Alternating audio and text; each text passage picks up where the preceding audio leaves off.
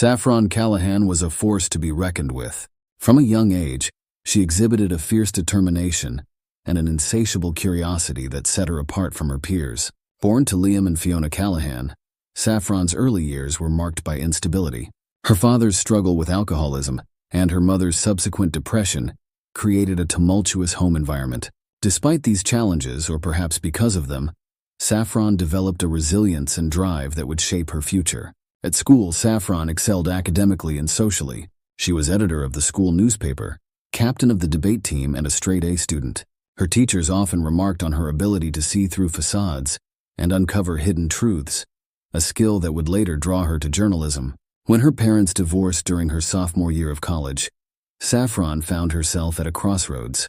Unwilling to choose between her parents and needing a stable environment to continue her studies, she accepted her Uncle Everett and Aunt Constance's offer to live with them.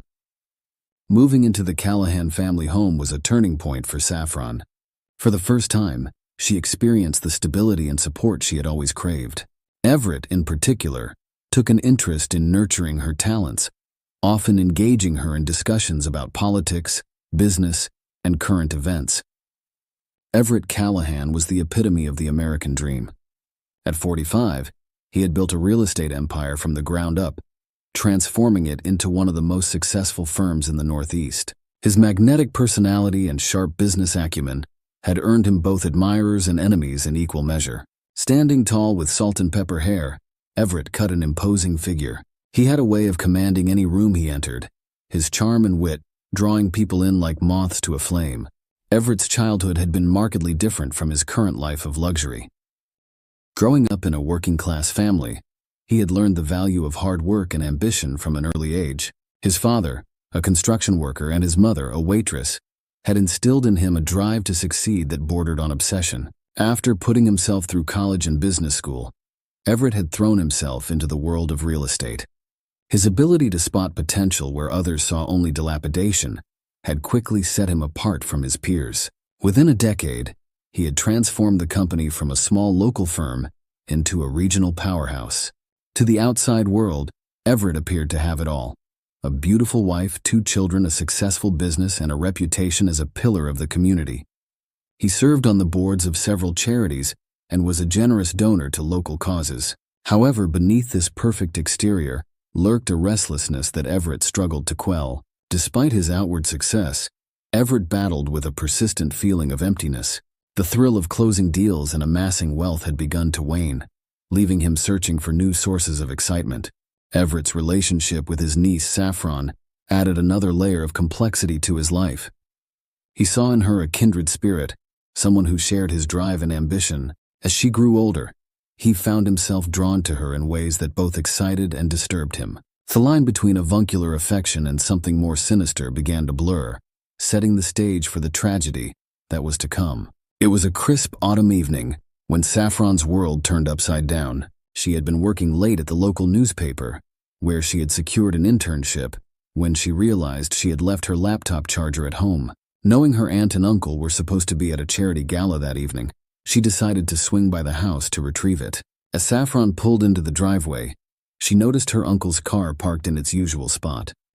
Thinking he must have decided to skip the gala, she entered the house quietly, not wanting to disturb him if he was working in his study. The house was eerily quiet as Saffron made her way upstairs. As she approached her room, she heard sounds coming from her uncle's bedroom. Concern and curiosity warred within her as she inched closer to the partially open door. What Saffron saw through the crack in the door would haunt her for the rest of her short life. There was her Uncle Everett, locked in a passionate embrace with a woman who was decidedly not her Aunt Constance. Saffron's mind reeled as she tried to process what she was witnessing. The uncle she had idolized, the man she had seen as a paragon of virtue and success, was nothing but a common cheater. Backing away from the door, Saffron's foot caught on a loose floorboard, causing a loud creak.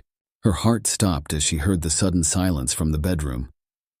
Without thinking, she dashed down the stairs and out of the house, barely remembering to close the front door behind her. Once in her car, Saffron sat trembling, her mind a whirlwind of conflicting emotions.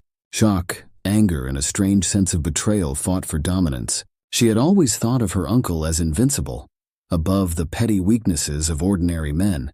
To see him engaged in such a tawdry affair shattered the pedestal she had placed him on. In the days that followed, Saffron found herself obsessively analyzing every interaction she had ever had with her uncle. She began to see hidden meanings in casual touches, to reinterpret compliments and gestures of affection through a new, unsettling lens. The knowledge of Everett's affair became a poisonous secret, eating away at Saffron from the inside. She found herself unable to meet her uncle's eyes at the dinner table, flinching away from his usual affectionate pat on the shoulder.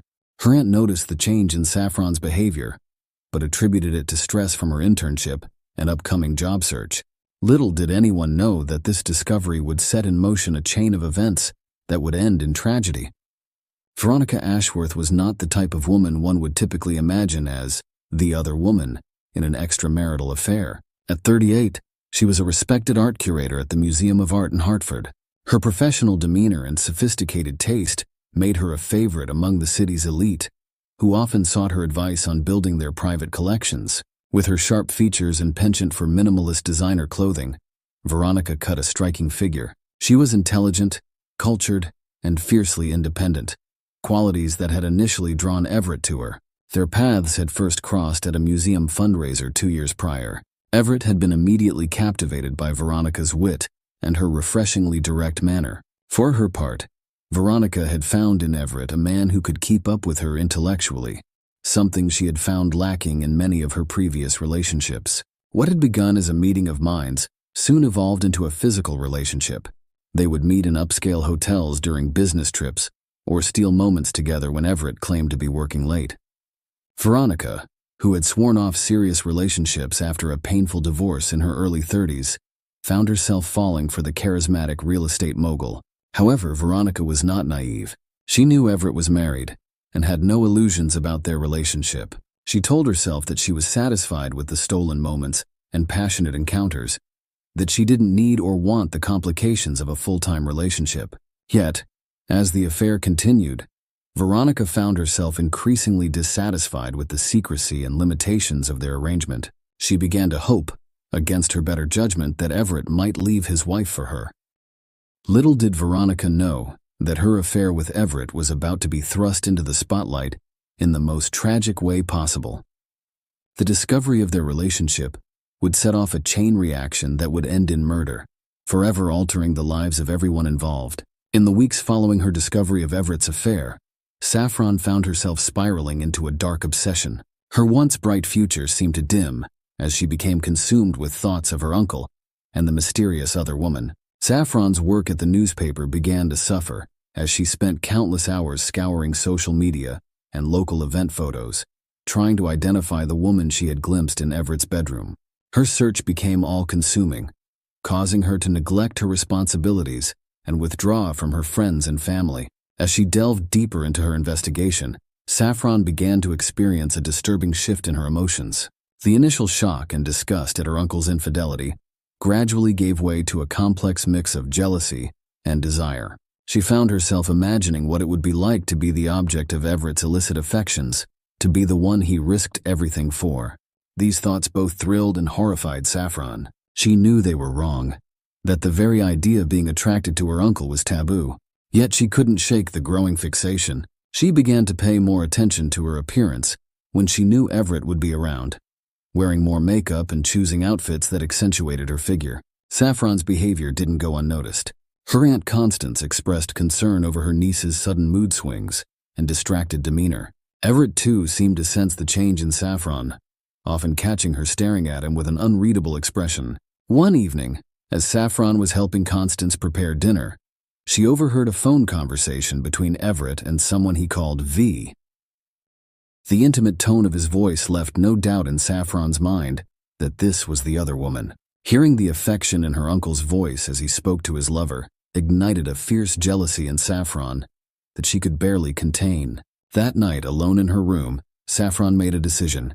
She would expose Everett's affair, but not out of any sense of moral duty or concern for her aunt. No, Saffron's motivations were far more selfish and twisted. She convinced herself that by revealing the affair, she would be removing the other woman from the equation, leaving her free to pursue her own relationship with Everett. In her increasingly delusional state, Saffron began to reinterpret every interaction she'd ever had with her uncle. The proud smile he'd given her at her high school graduation, the long conversations they'd had about her future, the comforting hug he'd offered when she was upset. All of these took on new, inappropriate meanings in Saffron's mind. As she formulated her plan to confront Everett, Saffron's guilt and shame were overwhelmed by a toxic mix of desire and a misguided sense of entitlement. She had convinced herself that she understood Everett in a way no one else did, that they shared a special connection that transcended their familial relationship. Little did Saffron know that her descent into obsession was leading her down a path from which there would be no return. The once promising young journalist was now on a collision course with tragedy, driven by desires she barely understood, and a jealousy that would ultimately prove fatal. On a rainy Tuesday evening, Saffron decided it was time to put her plan into action. Saffron found Everett in his study, poring over some blueprints for a new development. She knocked on the open door, her heart pounding so loudly Everett looked up, his face breaking into a warm smile that made Saffron's knees weak. "Everett, is it all right if I talk to you about something?" Saffron's voice quavered slightly as she spoke. Noticing her serious tone, Everett's expression shifted to one of concern. "Of course, what's on your mind?" Saffron closed the door behind her and took a deep breath. "I know about your affair, Uncle Everett." The color drained from Everett's face as he stared at his niece in shock. "I saw you that night you were supposed to be at the gala. I came home and saw you with her."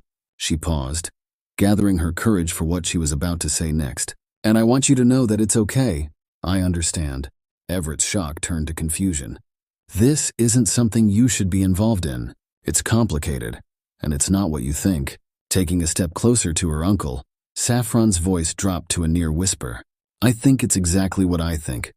You're not happy with Aunt Constance. You need someone who truly understands you, someone who can match your passion and ambition." With each word, she moved closer, until she was standing directly in front of Everett's desk. Everett stood abruptly, his chair scraping loudly against the hardwood floor. "Saffron, this conversation needs to end right now. You're my niece, and what you're implying is completely inappropriate."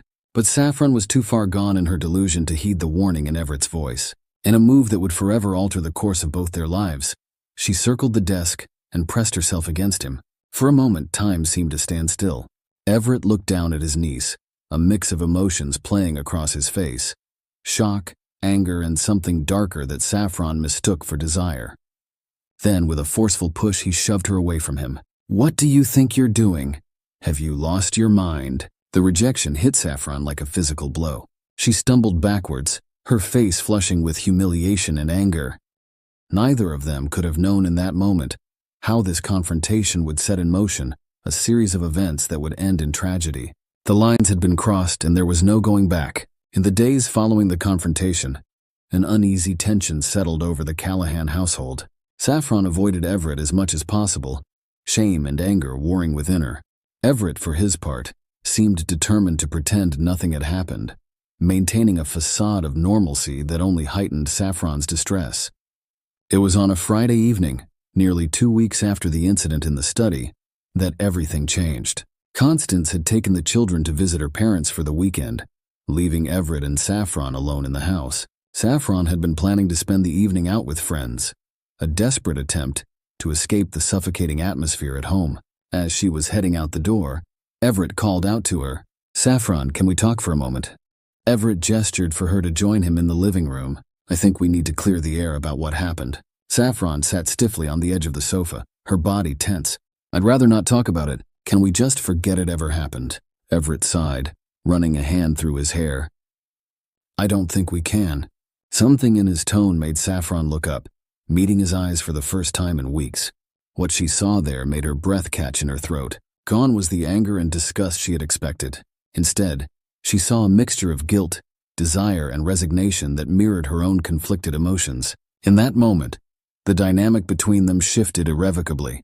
Everett moved closer, his voice low and intense. "This is wrong, Saffron. We both know it's wrong.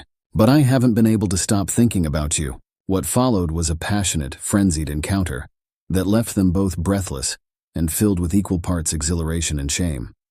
As they lay tangled together on the sofa, the full weight of what they had done began to settle over them. In the weeks that followed, Everett and Saffron engaged in a dangerous dance of stolen moments and secret rendezvous. They both knew what they were doing was wrong, that it could destroy their family if anyone ever found out. But the thrill of their forbidden relationship, combined with the genuine affection and understanding they shared, proved too addictive to give up. Little did they know that their illicit affair was building towards a catastrophic conclusion. The web of lies and betrayal they were weaving would soon unravel with deadly consequences. As Everett and Saffron's secret relationship intensified, the atmosphere in the Callahan home grew increasingly strained.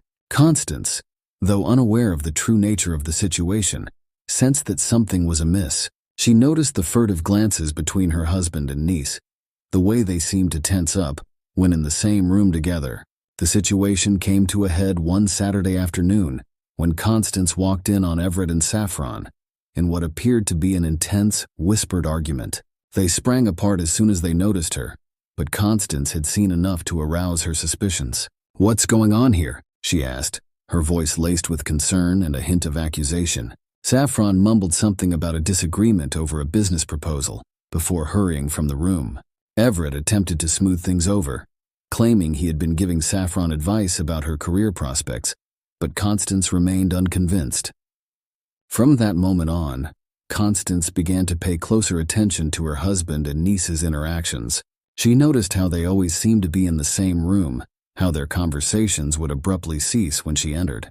A seed of doubt had been planted, and it was beginning to grow. As the weeks passed, the tension in the house became palpable. Family dinners, once a time of lively conversation and laughter, became stilted affairs filled with awkward silences and forced small talk. Constance's attempts to draw out what was wrong were met with deflection from Everett and evasion from Saffron. Unbeknownst to all, the carefully constructed facade of the Callahan family was beginning to crack. The truth, with all its ugly implications, was threatening to burst forth, and when it did, the consequences would be devastating. As autumn gave way to winter, Everett Callahan found himself trapped in a prison of his own making. The initial thrill of his affair with Saffron had long since faded, replaced by a constant, gnawing anxiety. The pressure was coming from all sides. Veronica, unaware of his dalliance with Saffron, had begun to push for more commitment. She wanted him to leave Constance, to start a new life with her. Her patience was wearing thin, and her threats to expose their affair were becoming more frequent and more serious. At home, Constance's suspicions had not abated. Her once trusting nature had been replaced by a quiet watchfulness that set Everett's nerves on edge. He caught her checking his phone when she thought he wasn't looking, noticed her questioning glances when he came home late from work. But it was Saffron who posed the greatest threat. What had begun as a misguided infatuation on her part had evolved into something far more dangerous. She had become possessive, jealous not just of Constance but of Veronica as well. Her demands for Everett's time and attention were becoming increasingly difficult to manage. One particularly tense evening, after a close call where Constance had nearly walked in on them in a compromising position, Everett tried to end things with Saffron. "This has to stop," he had told her. Saffron's eyes had flashed with a mixture of hurt and anger. "You can't end this, I won't let you. If you try to leave me, I'll tell everyone what we've done." The threat hung in the air between them, and Everett felt the last vestiges of control slipping away from him. He was trapped, caught between three women, each holding a piece of his destruction in their hands. The night that would change everything started like any other. The Callahan family had just finished dinner, with Constance and the children settling in for a movie night. Everett begged off, claiming he had work to finish in his study. Saffron too excused herself, saying she had plans with friends. But Saffron had no intention of going out that night. Instead, she waited until she was sure the rest of the family was engrossed in their movie before slipping into Everett's study. She found him at his desk, his head in his hands. "We need to talk," Saffron said, closing the door behind her. Saffron moved closer, her eyes blazing with a mixture of hurt and determination. "You need to choose her or me. I won't be your little secret anymore." In that moment, looking at Saffron's face twisted with jealousy and desperation, Everett saw his entire life crumbling before his eyes. Everything he had worked for, everything he had built, was about to be torn apart by this girl's misguided obsession. Something inside Everett broke.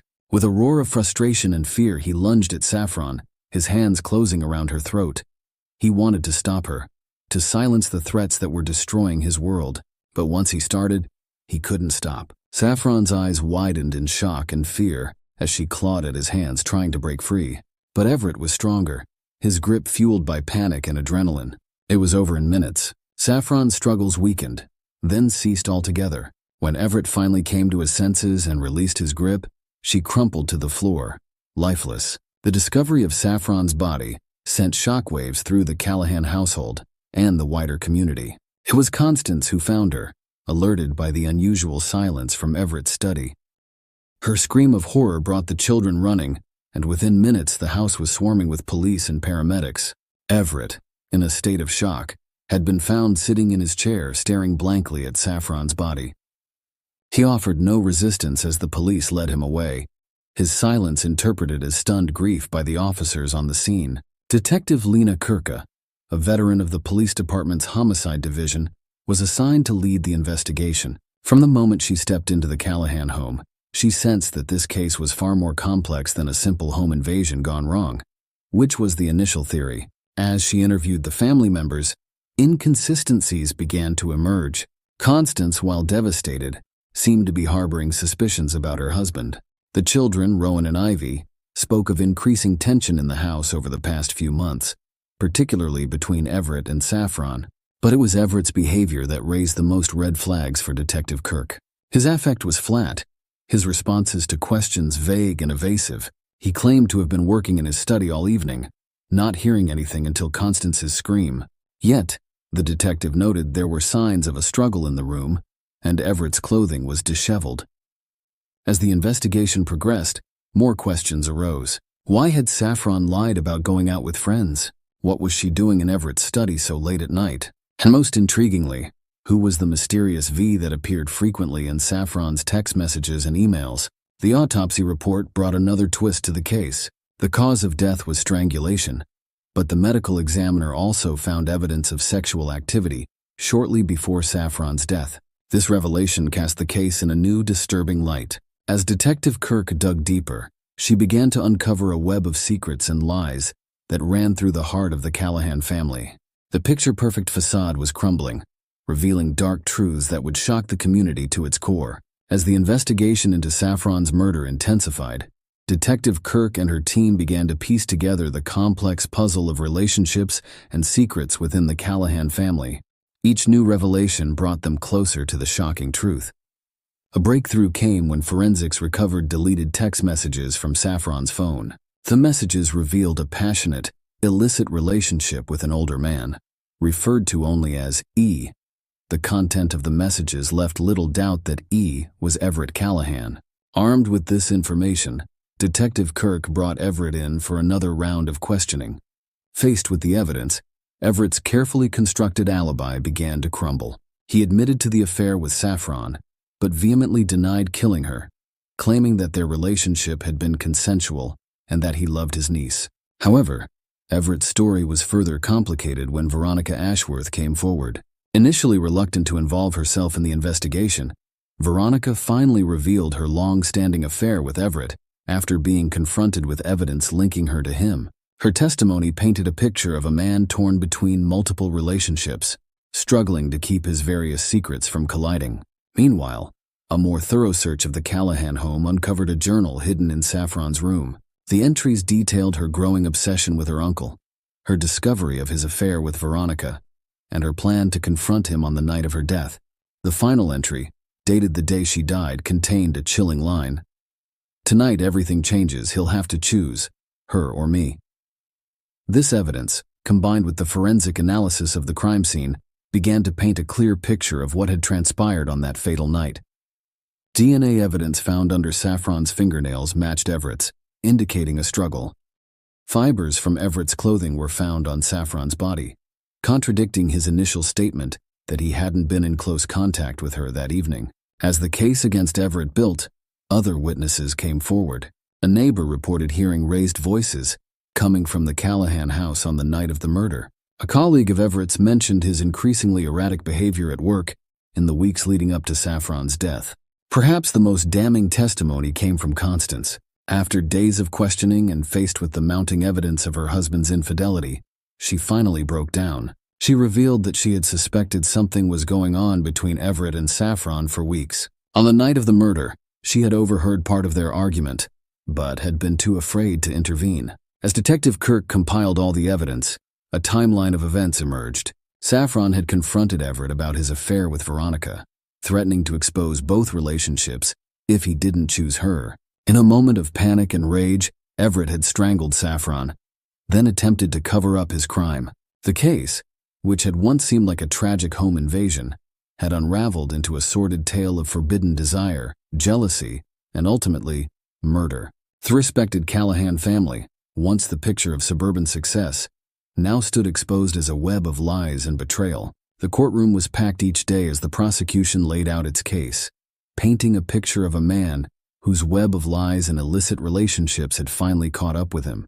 The prosecutor presented a compelling narrative, weaving together the physical evidence, witness testimonies, and the damning contents of Saffron's journal. She portrayed Everett as a manipulative predator who had taken advantage of his young, vulnerable niece, then killed her in a fit of rage when she threatened to expose him. Everett's defense team attempted to cast doubt on the prosecution's case. They argued that the physical evidence was circumstantial and that Saffron's journal entries were the fantasies of a troubled young woman. The trial's most dramatic moment came when Everett himself took the stand.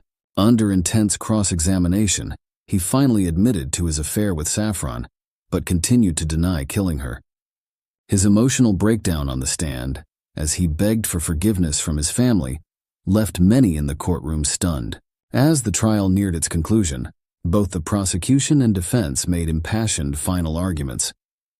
After 3 days of deliberation, the jury returned with their verdict. In a moment of high drama, the foreman stood and declared Everett Callahan guilty of second-degree murder. The judge sentenced Everett to 25 years to life in prison, bringing a close to a case that had shocked and captivated the nation. The Callahan tragedy left an indelible mark on the community. The family's once pristine reputation was in tatters, their name forever associated with scandal and murder.